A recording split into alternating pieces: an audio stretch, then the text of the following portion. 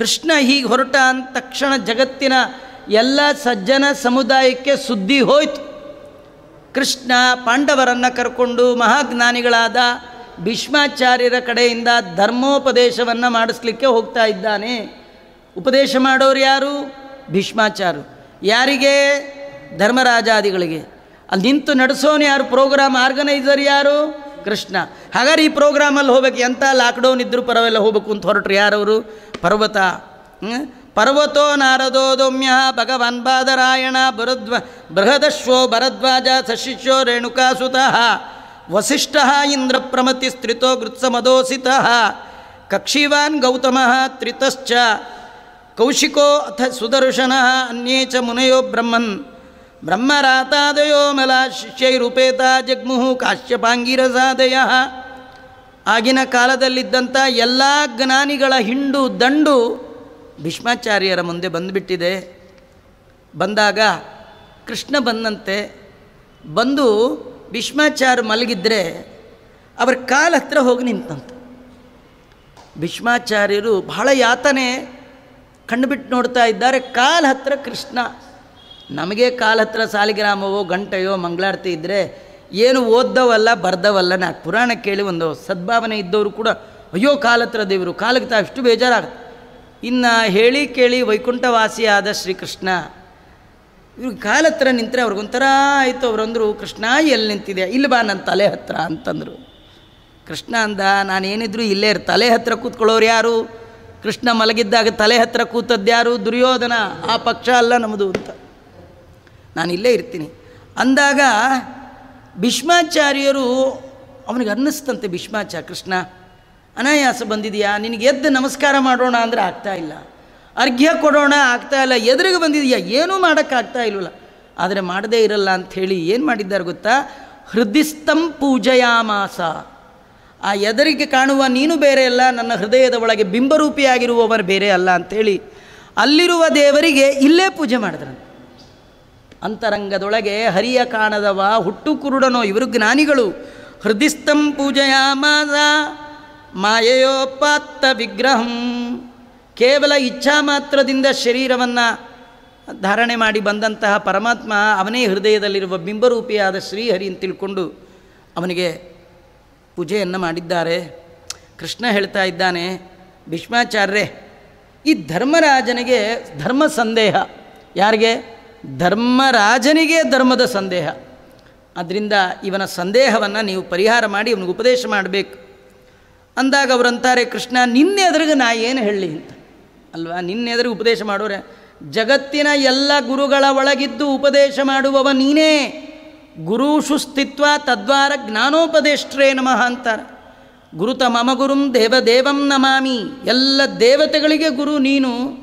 ನಿನ್ನ ಮುಂದೆ ನಾನೇನು ಉಪನ್ಯಾಸ ಮಾಡಲಿ, ಉಪದೇಶ ಮಾಡಲಿ ಅಂದಾಗ ಕೃಷ್ಣ ಅಂದ, ನೀವೇನು ಮಾಡಬೇಡಿ, ನೀವು ಸುಮ್ಮನೆ ಆನೆ ಒಳಗೆ ನಾ ಕೂತ್ಕೊಳ್ತೀನಿ ಅಂತ.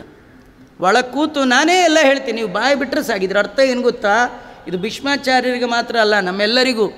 ಪ್ರಯತ್ನ ನೀವು ಮಾಡಿ, ನಿಮ್ಮ ಜೊತೆ ಇದ್ದು ನಾ ಎಲ್ಲ ಮಾಡಿಸ್ತೇನೆ. ನಾಹಂಕರ್ತ ಹರಿಕರ್ತ ತ್ವತ್ಪೂಜಾ. ಬೆಳಗಾಗೆದ್ದು ದೇವರು ರಾತ್ರಿ ಮಲಗುವಾಗ ಅಂದ್ಕೊಳ್ಳಿ, ಸ್ವಾಮಿ ಬೆಳಗ್ಗೆ ಸರಿಯಾದ ಟೈಮ್ಗೆ ಎಚ್ಚರ ಆಗಲಿ, ಸರಿಯಾದ ಟೈಮಿಗೆ ಸ್ನಾನ ಮಾಡೋ ಬುದ್ಧಿ ಕೊಡು, ಸರಿಯಾದ ಟೈಮಿಗೆ ಗಂಧಾಕ್ಷತೆ ಮಾಡಿ ಭಗವಂತ ನಿನ್ನ ಆರಾಧನೆ ಮಾಡುವ ಹಾಗೆ ಅನುಗ್ರಹ ಮಾಡು ಅಂತ ಕೇಳ್ಕೊಳ್ಳಿ. ಮಾಡಿಗಿಡೋದು ಬೇಡ, ಕೇಳ್ಕೊಳ್ಳಿ. ನೀವು ಕೇಳ್ಕೊಂಡ್ರೆ ಮಿಕ್ಕಿದೆಲ್ಲ ಅವನು ಮಾಡಿ. ನಿಮಗೆ ಇಷ್ಟ ಇಲ್ಲ, ಕೆಲವ್ರು ಅಂತಾರೆ ನೋಡ್ತೀನಿ, ನೀರು ಬಂದರೆ ಮಾಡ್ತೀನಿ, ಇಲ್ಲದೆ ಇದ್ರೆ ಇಲ್ಲ ಅಂದರೆ ದೇವ್ರಂತಾನೆ, ಹಾಗಾದ್ರೆ ನಿಂಗೆ ಬೇಕಿಲ್ಲ, ಹಾಗಾದ್ರೆ ನೀರು ಈಗ ರಾತ್ರಿಯೇ ಬಾರದೇ ಇರೋ ಹಂಗೆ ಮಾಡ್ತೀನಿ ಅಂತ ರಾತ್ರಿಯೇ ಬರ್ದಂಗೆ ಮಾಡಕ್ಕೆ. ಹಾಗೆಲ್ಲ ಮಾಡಬಾರ್ದು. ಇವರಂತ ಇದ್ದಾರೆ, ಸ್ವಾಮಿ ಬಾಯಿ ಬಿಡು, ನಾನು ಒಳಗೆ ಬಂದು ಕೂತ್ಕೊಳ್ತೀನಿ ಅಂತಂದರು. ಭೀಷ್ಮಾಚಾರ್ಯರು ಅಂತ ಇದ್ದಾರೆ, ಅಹೋ ಕಷ್ಟಮಹೋ ನ್ಯಾಯಂ ಯದ್ಯೂಯಂ ಧರ್ಮನಂದನ ಜೀವಿತುಂ ನಾರ್ಹತ ಕ್ಲಿಷ್ಟಂ ವಿಪ್ರಧರ್ಮಾಚ್ಯುತಾಶ್ರಯ. ಆಶ್ಚರ್ಯ ಅಂತ ಇದ್ದಾರೆ ಧರ್ಮರಾಜ, ಎಂಥ ಸಜ್ಜನರು ನೀವು. ಧರ್ಮರಾಜ, ನಿನಗೆ ಒಂದು ಕಡೆ ಕೃಷ್ಣ, ಒಂದು ಕಡೆ ಭೀಮ, ಒಂದು ಕಡೆ ಅರ್ಜುನ, ಇಂಥ ಎಲ್ಲ ಇದ್ದರೂ ಕೂಡ ಎಷ್ಟು ಕಷ್ಟಪಟ್ರಿ ನೀವು. ಈ ಕಥೆ ಏನು ಗೊತ್ತಾ? ಜೊತೆಲಿ ದೇವರಿದ್ದರೂ ಕೂಡ ಹಣೆ ಬರ ತಪ್ಪಿಸ್ಲಿಕ್ಕೆ ಯಾರಿಗೆ ಸಾಧ್ಯ ಇಲ್ಲ. ಸ್ವತಃ 14 ಲೋಕದ ಒಡೆಯ ಎಲ್ಲ ಬ್ರಹ್ಮದೇವರಿಗೂ ಬರಹವನ್ನು ಬರೆಯುವಂತಹ ಭಗವಂತ ಪಾಂಡವರ ವನವಾಸವನ್ನು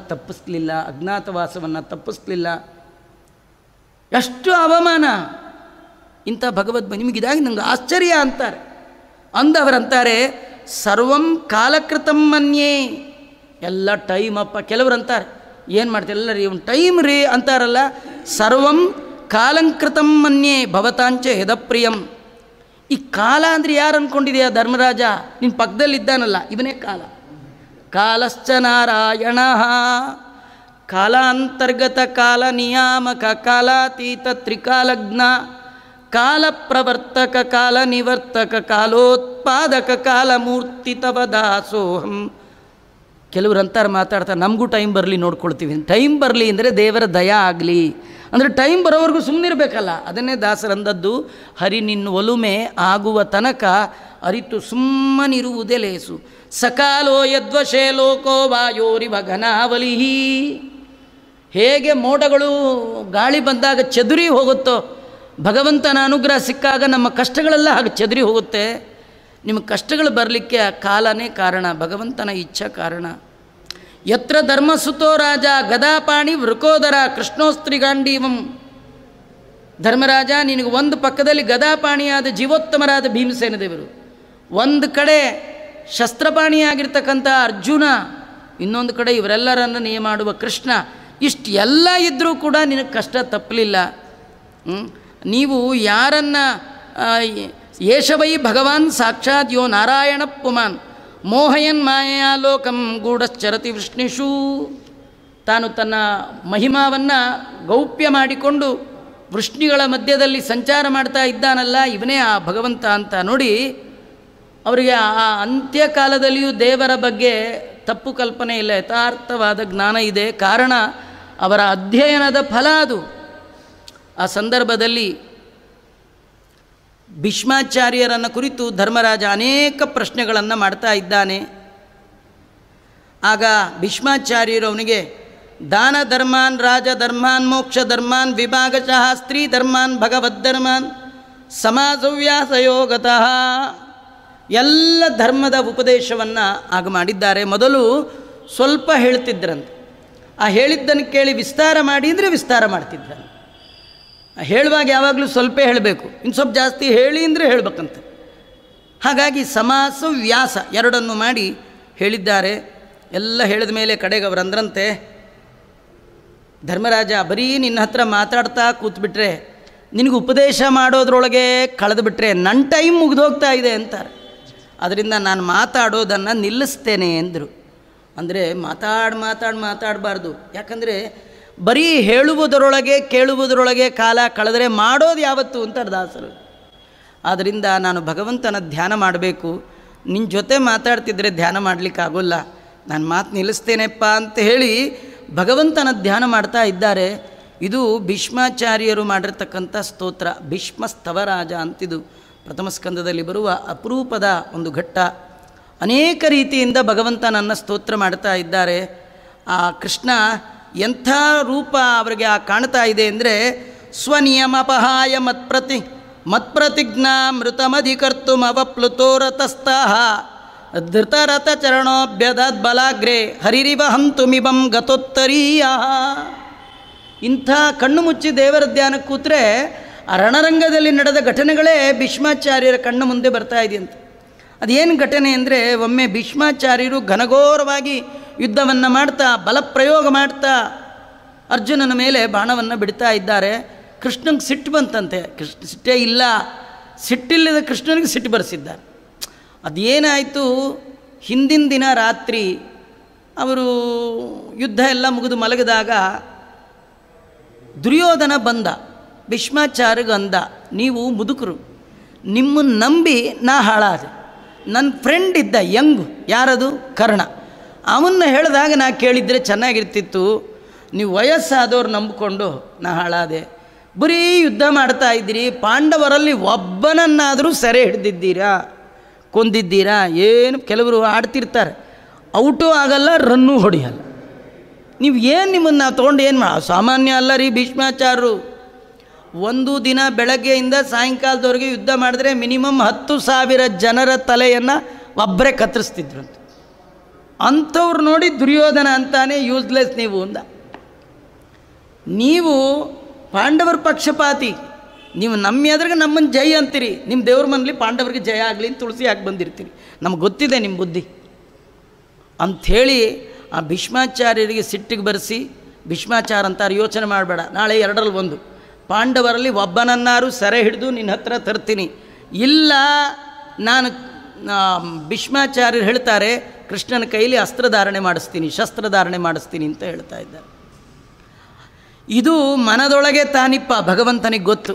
ಕೃಷ್ಣ ಯೋಚನೆ ಮಾಡ್ದ, ನನ್ನ ಪ್ರತಿಜ್ಞೆ ಹೋದರೂ ಪರವಾಗಿಲ್ಲ, ನನ್ನ ಭಕ್ತರ ಪ್ರತಿಜ್ಞೆ ಹೋಗಬಾರ್ದು ಹೇಳಿ ವೀರಾವೇಶದಿಂದ ಯುದ್ಧ ಮಾಡುವ ಸಂದರ್ಭದಲ್ಲಿ ಕೃಷ್ಣ ಭೀಷ್ಮಾಚಾರ್ಯ ನೋಡಿ ಹೇಳ್ತಾ ಇದ್ದಾನೆ, ವಯೋವೃದ್ಧರಾಗಿ ನೀವು ಮೊಮ್ಮಕ್ಕಳಿಗೆ ಸದ್ಬುದ್ಧಿ ಕೊಡೋದು ಬಿಟ್ಟು ಕೆಟ್ಟ ಮೊಮ್ಮಕ್ಕಳ ಜೊತೆಗೆ ಸೇರಿಕೊಂಡು ಒಳ್ಳೆ ಮೊಮ್ಮಕ್ಕಳ ಮೇಲೆ ಯುದ್ಧಕ್ಕೆ ಬಂದಿದ್ದೀರಾ, ಇವತ್ತು ನಿಮ್ಮನ್ನು ಮುಗಿಸ್ಬಿಡ್ತೀನಿ ಅಂಥೇಳಿ ರಥದಿಂದ ಹಾರಿದ್ದಾನಂತೆ.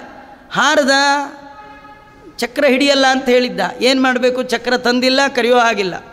ಏನು ಮಾಡಿದ್ದಾನೆ ಅಂದರೆ ಧೃತ ರಥ ಚರಣ, ಕೈಯಲ್ಲಿ ರಥದ ಕಾಲು ಅಂದರೆ ಯಾವುದು, ರಥದ್ದು ಚಕ್ರ, ರಥಚಕ್ರ, ಧೃತ ರಥ ಚರಣ, ಅದೇ ರಥಾಂಗಪಾಣಿ ರಕ್ಷೋಭ್ಯ, ರಥದ ಅಂಗ ಯಾವುದು, ಚಕ್ರ, ಅದನ್ನು 2 ಕೈಲಿ ಚಕ್ರ ಹಿಡ್ಕೊಂಡಿದ್ದಾನೆ. ಇದರಿಂದಲೇ ನಿಮ್ಮನ್ನು ಕೊಂದು ಬಿಡ್ತೀನಿ ಅಂತ ಅದು ಹಾರಿದ್ರೆ ಗತೋತ್ತರೀಯ ಮೈ ಮೇಲೆ ಹೊದ್ದಿದ್ದು ಕೆಳಗೆ ಬಿದ್ದು ಹೋಗ್ತಾ ಇದೆ, ಅದನ್ನು ಎತ್ತು ಹೊದ್ಕೋಬೇಕಬೇಡ, ಅದೆಲ್ಲ ಇಲ್ಲ, ಆಮೇಲೆ ಹೊದ್ಕೊಳ್ತೀನಿ, ಮೊದಲು ನಿಮ್ಮನ್ನು ಕೊಲ್ತೀನಿ ಅಂತೇಳಿ ನಾಟಕ. ಆದರೂ ನೋಡೋರಿಗೆ ರಿಯಲ್ ಅನ್ನಿಸ್ಬೇಕು.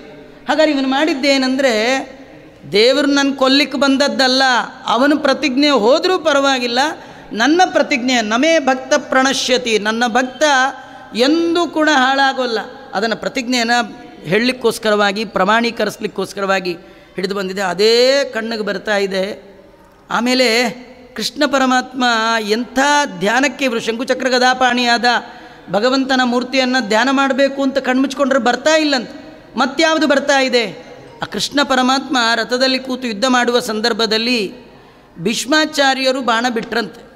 ಆ ಬಿಟ್ಟ ಬಾಣಗಳು ಕೃಷ್ಣನ ಕವಚವನ್ನು ಛೇದನೆ ಮಾಡಿ ಕೃಷ್ಣನ ಮೈಗೆಲ್ಲ ತಾಕಿ ರಕ್ತ ಸಿಕ್ತ ಆಗಿಬಿಟ್ಟಿತ್ತಂತೆ. ಕವಚದಲ್ಲೆಲ್ಲ ರಕ್ತ, ಈ ರೂಪ ಕಾಣಿಸ್ತಾ ಇದೆ ಅಂತ. ಕಥೆ ಒಳಗೆ ಏನು ಕಥೆ ಅಂದರೆ, ಕೃಷ್ಣನ ದೇಹ ಎಲ್ಲರೂ ಚೂರು ಪೀಸು ತಾಕಿ ರಕ್ತ ಗಿಕ್ತ ಬರುತ್ತಾ, ಛೇದ ಭೇದ ಕುಟಿಲಾಗ ಮಾಂತಾದಿ ಮಧ್ಯ ವಿದೂರನಾದವ, ಅವನು ಪೂರ್ಣ, ಅವನಿಗೆ ಮೂಳೆ ಮಾಂಸದ ದೇಹ ಇಲ್ಲ, ಅವನ ಹೆಸರೇ ಸತ್ಯಂ ಪರಂ ಧೀಮಹಿ, ಸತ್ಯ, ಸತ್ಯ ಅಂತ ಭಗವಂತನ ಹೆಸರು. ಮತ್ತು ಯಾಕಿದು, ಯಾಕೆಂದರೆ ಈ ಕೃಷ್ಣನಿಗೆ ಭೀಷ್ಮಾಚಾರ್ಯರು ಇಷ್ಟು ಬಾಣ ಬಿಟ್ಟಾಗಲೂ ಕೃಷ್ಣನಿಗೇನೂ ಆಗದೇ ಇದ್ದರೆ ದುರ್ಯೋಧನಾದಿಗಳೇನು ಅಂದ್ಕೊಳ್ತಾರೆ, ಈ ಭೀಷ್ಮಾಚಾರ್ಯ ಬಾಣದಲ್ಲಿ ತಾಕತ್ತಿಲ್ಲ, ಏನೋ ಒಂದು ಸಣ್ಣ ಪುಟ್ಟ ಬಾಣ ಬಿಡ್ತಾ ಇದ್ದರೆ ಮುರಿದು ಬೀಳ್ತಾ ಇದೆ, ಯಾಕೆಂದರೆ ಕೃಷ್ಣನ ಮೇಲೆ ಹೇಗೆ ಪ್ರಯೋಗ ಮಾಡ್ತಾರೆ ಅಂತ ಅವರು ತಪ್ಪು ತಿಳ್ಕೊಳ್ಬಾರ್ದು. ಕೃಷ್ಣ ಭೀಷ್ಮಾಚಾರ್ಯರ ಬಾಣ ಎಷ್ಟು ಪ್ರಬಲ ಅಂತ ತೋರಿಸುವ ಸಲುವಾಗಿ ಆ ಬಾಣ ಬಂದರೆ ತಾನೇ ತನ್ನ ಇಚ್ಛಾಪುರಸ್ಸರವಾಗಿ ಕವಚವನ್ನು ಭೇದ ಮಾಡಿಕೊಂಡು ರಕ್ತ ಬರುವ ಹಾಗೆ ಮಾಡಿಕೊಂಡು ಎಲ್ಲ ನಟನೆಯನ್ನು ಮಾಡ್ತಾ ಇದ್ದಾನೆ. ಕೇವಲ ಮಮ ನಿಶಿತ ಅಂತ, ನನ್ನ ಹರಿತವಾದ ಬಾಣಕ್ಕೆ ಸಿಕ್ಕು ನಿನ್ನ ಕವಚ ಸೀಳಿದಂತೆ ಮಾಡುವ ನಟನೆಯ ಈ ರೂಪ ಮಾತ್ರ ನನಗೆ ಕಾಣ್ತಾ ಇದೆ ಅಂತ ಅನೇಕ ರೀತಿಯಿಂದ ಭಗವಂತನನ್ನು ಸ್ತೋತ್ರ ಮಾಡ್ತಾ ಇದ್ದಾರೆ ಭೀಷ್ಮಾಚಾರ್ಯರು ಸ್ತೋತ್ರ ಮಾಡ್ತಾ ಮಾಡ್ತಾ ಭಗವಂತನನ್ನು ಧ್ಯಾನ ಮಾಡಿ ಅವರು ದೇಹವನ್ನು ತ್ಯಾಗ ಮಾಡಿದ್ದಾರೆ. ಯೋಗ ಬಲದಿಂದ ಶರೀರವನ್ನು ತ್ಯಾಗ ಮಾಡಿದ್ದಾರೆ ಮಹಾನುಭಾವರಾದ ಭೀಷ್ಮಾಚಾರ್ಯರು. ಅವರು ಇಚ್ಛಾವರಣೆಗಳು ಬೇಕಂದಾಗ ಸಾವು ಬರುತ್ತೆ, ಅವ್ರು ಹೇಳದೆ ಕೇಳದೆ ಬರೋ ಹಾಗಿಲ್ಲ ಅವರಿಗೆ. ಅಂತಹ ಭೀಷ್ಮಾಚಾರ್ಯರು ತಾವು ಸ್ವಇಚ್ಛೆಯಿಂದ ದೇಹತ್ಯಾಗ ಮಾಡ್ತಾ ಇದ್ದಾರೆ. ದೇವತೆಗಳು ಆಕಾಶದಲ್ಲಿ ದುಂದುಬಿಯನ್ನು ಮೊಳಗಿಸಿದ್ದಾರೆ. ಧರ್ಮರಾಜ ಅವರಿಗೆ ಉತ್ತರ ಕ್ರಿಯೆಯನ್ನು ಮಾಡಿ ಹಸ್ತಿನಾವತಿಗೆ ಬಂದಿದ್ದಾನೆ. ಇಷ್ಟೆಲ್ಲ ಆದಮೇಲೆ ಕೆಲವು ಕಾಲ ಕೃಷ್ಣ ಪಾಂಡವರ ಜೊತೆಗೆ ತಾನಲ್ಲಿದ್ದ. ಆಮೇಲೆ ದ್ವಾರಕೆಗೆ ಹೊರಟಿದ್ದಾನೆ. ಅವನು ಹೊರಟಾಗ ಅನೇಕ ಜನ ಅವನನ್ನು ಬೀಳ್ಕೊಟ್ಟಿದ್ದಾರೆ. ದಾರಿಯ ಉದ್ದಕ್ಕೂ ಅನೇಕ ಬೇರೆ ಬೇರೆ ಕುರುಜಾಂಗಲ ಪಾಂಚಾಲಾನ್ ಶೂರಸೇನಾನ್ ಸಯಾಮನಾನ್ ಬ್ರಹ್ಮಾವರ್ತಂ ಕುರುಕ್ಷೇತ್ರಂ ಮತ್ಸ್ಯಾನ್ ಸಾರಸ್ವತಾನತ ಅನೇಕ ರಾಷ್ಟ್ರಗಳನ್ನು ದಾಟಿ ಕೃಷ್ಣ ಪರಮಾತ್ಮ ದ್ವಾರಕಾ ಪಟ್ಟಣಕ್ಕೆ ಬರಬೇಕು. ಆ ಸಂದರ್ಭದಲ್ಲಿ ಈ ಕೆಳಗಳಲ್ಲಿ ಬರುವಂಥ ಎಲ್ಲ ರಾಷ್ಟ್ರದ ಸತ್ಪ್ರಜೆಗಳು ಅಲ್ಲಲ್ಲಿನ ರಾಜರು ಬಂದು ಆ ಭಗವಂತನಿಗೆ ಅರ್ಘ್ಯಪಾದ್ಯಾದಿಗಳನ್ನು ಕೊಟ್ಟು ಅವರ ಯೋಗ್ಯತೆಗೆ ಅನುಗುಣವಾಗಿ ಅವನಿಗೆ ಪೂಜಾದಿಗಳನ್ನು ಮಾಡಿದ್ದಾರೆ. ಕೃಷ್ಣ ಪರಮಾತ್ಮ ಇವೆಲ್ಲವನ್ನು ದಾಟಿಕೊಂಡು ತಾನು ಊರಿಗೆ ಬಂದಿದ್ದಾನೆ. ಬಂದು ಪ್ರವಿಷ್ಟಸ್ತು ಗೃಹಂ ಪಿತ್ರೋ ಪರಿಶ್ವಕ್ತ ಸ್ವಮಾತೃಭಿ ವವಂದ ಶಿರಸಾ ಸಪ್ತ ದೇವಕಿ ಪ್ರಮುಖಾಮುದ. ಇದು ಬಹಳ ಅಪರೂಪದ ಒಂದು ಈ ವೇದವ್ಯಾಸ ದೇವರು ಒಂದು ವಿಷಯ ತಿಳಿಸ್ತಾರೆ. ಕೃಷ್ಣ ತಿಂಗಳುಗಟ್ಟಲೆ ಊರು ಬಿಟ್ಟು ಹೋಗಿದ್ದ, ತಿಂಗಳಾನುಗಟ್ಟಲೆ. ಕಡೆಗೆ ಎಷ್ಟೋ ದಿನ ಕಳೆದು ಊರಿಗೆ ಬಂದ. ಊರಿಗೆ ಬಂದರೆ ಎಲ್ಲಿ ಹೋದ ಕೃಷ್ಣ? ಊರಲ್ಲಿ ಯಾರ ಮನೆಗೆ ಹೋದ? ನಾವು ಕೆಲವರು ನೋಡಿ ಅಮೇರಿಕಾಯಿಂದ ಅಲ್ಲಿ ಇಲ್ಲಿಂದ ಬರ್ತಾರೆ ವರ್ಷಾನುಗಟ್ಟಲೆ ಆದಮೇಲೆ. ಅವರು ಇಲ್ಲಿ ಬಂದರೆ ಎಲ್ಲಿ ಹೋಗ್ತಾರೆ? ಮೊದಲು ಹೆಂಡತಿ ಎಲ್ಲಿರ್ತಾರೆ ಅಲ್ಲಿ ಹೋಗ್ತಾರೆ ವಿನಃ ಅಮ್ಮ ಎಲ್ಲಿರ್ತಾರೆ ಯಾರು ಹೋಗ್ತಾರೆ? ಹೋಗ್ತಾರಾ? 14 ಲೋಕದ ಒಡೆಯನಾದ ಕೃಷ್ಣ ಎಲ್ಲೋ ಹೋದವ ತಿಂಗಳಾನುಗಟ್ಟಲೆ ಬಿಟ್ಟು ಬಂದ ಮೇಲೆ ಮೊದಲು ಹೆಂಡತಿ ಮನೆಯೂ ಇದೆ, ಒಂದಲ್ಲ 16,108 ಜನ ಹೆಂಡತಿ ಮನೆ ಇದೆ, ಅದರಲ್ಲಿ ಹೋಗಿಲ್ಲಂತೆ. ಮತ್ತೆಲ್ಲಿ ಹೋದ?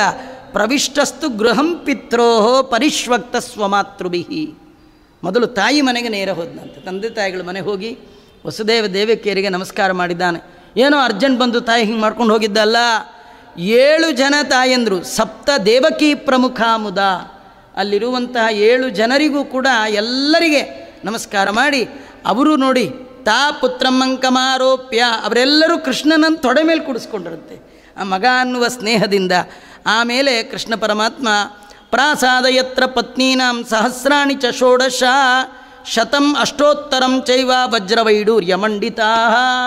16,108 ಜನ ತನ್ನ ಮಡದಿಯರು ಎಲ್ಲಿದ್ದಾರೆ ಆ ಮನೆಯಲ್ಲಿ ಹೋದ ಅಂತ ಹೇಳಿ ಸಯೇಶ ನರಲೋಕಸ್ಮಿನ್ ಅವತೀರ್ಣ ಸ್ವಮಾಯಯ ರೇಮೇ ಸ್ತ್ರೀಕೂಟಸ್ಥಃ ಭಗವಾನ್ ಪ್ರಾಕೃತೋ ಯತ.